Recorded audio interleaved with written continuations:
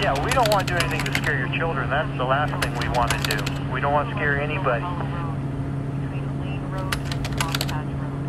Repeating, 75-year-old male, back 211 Silver Hollow Road between Lane Road and Crosshatch.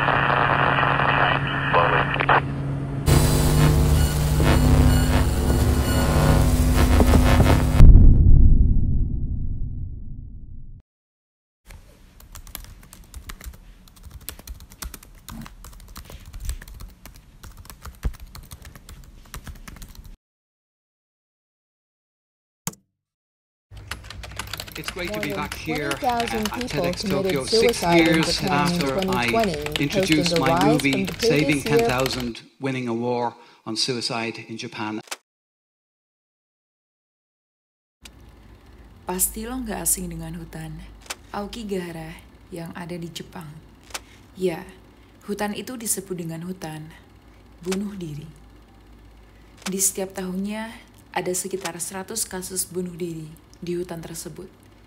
Jepang juga disebut sebagai negara dengan kasus anak bunuh diri terbanyak di dunia.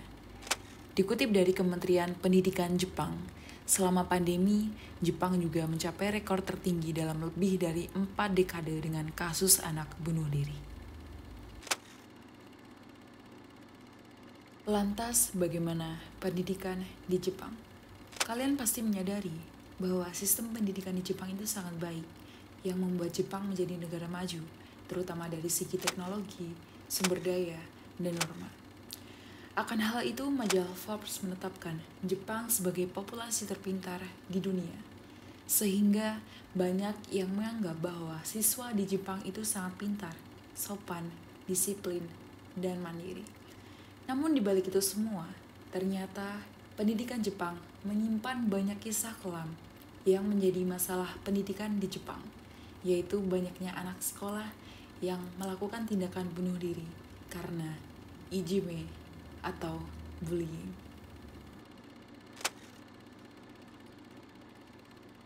Jepang adalah salah satu negara yang memiliki reputasi baik dalam penyelenggaraan pendidikan berdasarkan kurikulum dan hasil belajar.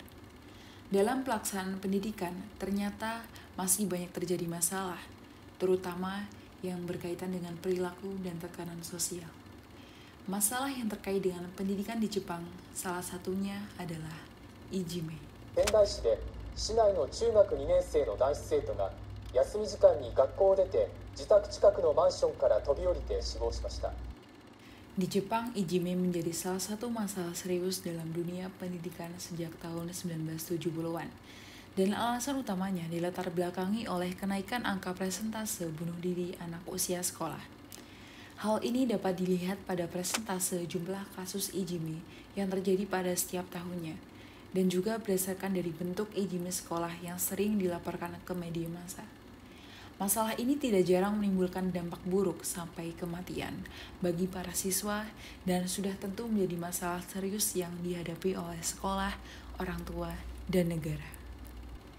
Ijime di lingkungan sekolah merupakan masalah yang dapat memberikan dampak negatif bagi iklim sekolah. Ijime juga dapat memberikan dampak jangka panjang bagi siswa yang menjadi pelaku ijime maupun korbannya. Sebuah teori mengatakan bahwa hal tersebut dapat terjadi karena pendidikan di Jepang mengutamakan identitas kelompok daripada individualitas para siswa, di mana itu akan sangat mudah menjadi target dari ijime. Apa yang diupayakan pemerintah untuk mengatasi masalah ijime ini? Pemerintah Jepang memperkenalkan hukuman penjara untuk pelaku ijime di media sosial. Hukuman penjara akan diterapkan terhadap orang yang menghina atau melakukan ijime. Batas atas hukuman menurut undang-undang adalah 1 tahun penjara dan atau denda 300.000 yen atau kurang. Lalu bagaimana dengan kita yang menentang adanya bullying? Aku yakin kita sebagai manusia yang beradab dan mengerti tentang Pancasila tidak akan melakukan tindakan bullying pada orang lain. Setidaknya kita selalu memperlakukan manusia selayaknya manusia. Okay, hope you enjoy with my videos. See ya!